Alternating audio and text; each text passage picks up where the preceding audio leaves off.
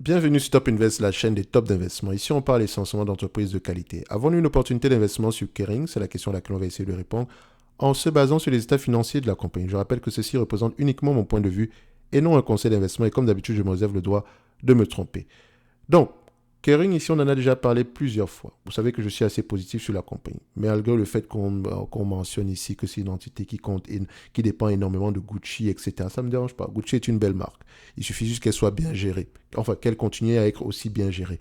Évidemment, il y a eu quelques petits soucis dernièrement, changement ici du directeur artistique, etc. Mais voilà, c'est pas la première fois qu'il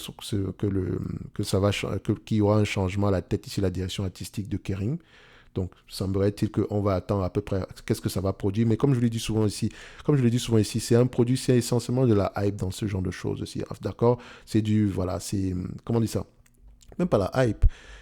C'est essentiellement du marketing. Hein. D'accord? C'est un produit de luxe ici, dépendamment de comment est-ce qu'on le positionne. Il y a de fortes chances qu'il continue à marcher dans le temps. Vous avez souvent vu ici les défilés, ce que ces gens-là ont tendance à produire ici. Vous pouvez comprendre que ce n'est pas tout ce qu'on porte. D'accord? Mais également, derrière, il y a certains produits qu'on a sortis depuis des années ici. On n'a pas besoin d'innover plus que ça. Par exemple, les ceintures Gucci ici. Vous les connaissez toutes. Sont indémodables. D'accord? Les sacs avec monogramme Gucci ici sont presque indémodables. D'accord? Donc, quand je dis indémodables, de temps en temps, on va un peu les remettre au goût du jour avec deux, trois couleurs en faisant ici des partenariats avec X ou Y artistes ici. So, votre rôle, ce n'est pas de regarder la direction artistique parce que de toutes les façons, entre parenthèses, nous n'avons aucune compétence par rapport à ça. Okay? On a très souvent vu ici des produits qui semblent être merdiques, fonctionner très très bien, et vu ici des produits qui semblent être très très bien ne pas fonctionner du tout. Donc, franchement, si vous me posez la question, ça dépend de quoi, je n'en sais rien du tout. Pour le moment, je pense que Kering a une certaine formule qui fonctionne. Ce n'est surtout pas du LVMH et ne peut comparer pas ces deux entités-là parce elles ne se ressemblent pas forcément. Même si elles ont tendance à faire, dans une certaine mesure ici, la même chose. OK? Kering un peu moins bien géré que LVMH. A pris un peu plus de mauvaises décisions que LVMH. Donc, en termes de... Par rapport à l'évaluation de la compagnie, si on va aller rapidement. Ici, vous constatez quoi? On constate ici que les analyses sont positives par rapport à cette compagnie-ci. Et ça reste toujours dans un environnement normal. Et comme je dis souvent, c'est pas parce que vous avez du luxe ici que ça ne peut pas être cyclique. Hein. Donc faites très attention ici. Vous voyez qu'en termes de free cash flow, on s'attend à avoir du 41$ à l'action, 41,59 ici. OK? En termes de bénéfices nets, on s'attend ici à avoir du 39,34. Je vais même prendre 39,34. Ça ne change pas grand-chose. Quand vous allez prendre cette compagnie-ci, 39,34 par rapport au prix actuel, 518 euros. Rendement potentiel sur coût d'acquisition est de 7,59%. Maintenant, en date d'aujourd'hui, si l'entreprise vous distribue la totalité des bénéfices nets ici en dividende, vous aurez un rendement de 5,87%. Actuellement, elle paie un dividende de 2,7% ici qui est totalement safe. Il n'y a même pas de discussion par rapport à ça. La dette également ici, il me semble que si on va bien regarder ici, par rapport à la dette, c'est un business ici qui peut s'échanger généralement à une vingtaine de fois les bénéfices. Donc, si on prend le 39,34 ici, donc on a à peu près ici un potentiel à 800 euros pour faire simple. Je l'arrondis à 40 pour faire simple. Je vais enlever la dette nette ici. D'accord? Donc, on va aller sur Fund Draft. On va regarder la dette nette par action. OK? Pas loin. Dette nette par action. Ça donne combien? Donc, on ferme ça. On a une dette nette ici par action aux alentours de 61,14$. Parce que si je le mets trimestriellement ici, je n'aurai pas de bonne information parce que c'est une compagnie européenne.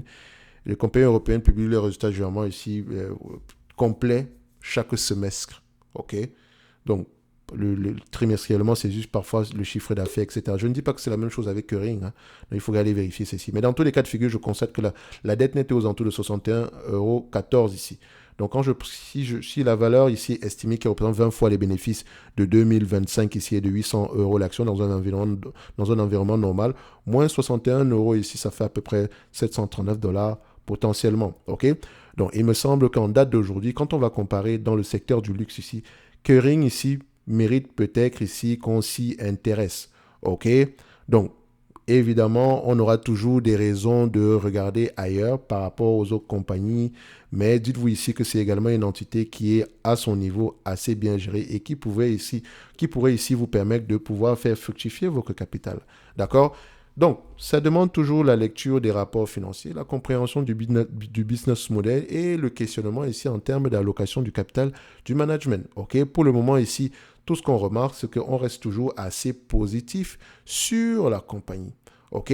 Donc, maintenant, tout ce qui va vous rester à faire, c'est de prendre vos rapports financiers, les questionner, regarder, est-ce qu'on parle d'augmentation des marges, est-ce qu'on parle de taille du marché, qu'est-ce qui a influencé les résultats passés ici, parce qu'ici, on ne parle que de chiffres. Mais déjà, en regardant ces chiffres-ci, on voit qu'on a une entreprise qui a tendance à avoir des bénéfices nets stables et croissants dans le temps.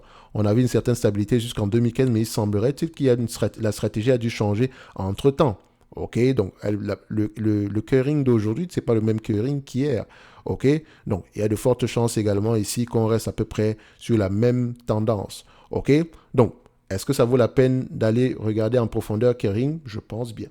OK, donc à 518 euros ici aujourd'hui, on pourrait se dire qu'au pire des cas, il y a de fortes chances qu'on récupère notre argent. Sauf maintenant si Kering commence à être mal géré, etc. Mais pour le moment, ça va. OK, ceci n'est que mon point de vue et non un conseil d'investissement. Je pourrais également me tromper et sachez que personne n'achète une entreprise sans lire les rapports financiers, pas juste les états financiers, mais également les rapports financiers pour comprendre le pourquoi du comment de tous les chiffres derrière. Et ça, c'est votre rôle. OK? Donc, on va se donner rendez-vous ici sur la prochaine vidéo. Un like, un abonnement, ça fait toujours plaisir. Et n'oubliez pas, dans la description de la vidéo, vous avez le service Top Premium ainsi que la Top Newsletter. Et on se dit à bientôt sur la prochaine vidéo. Merci.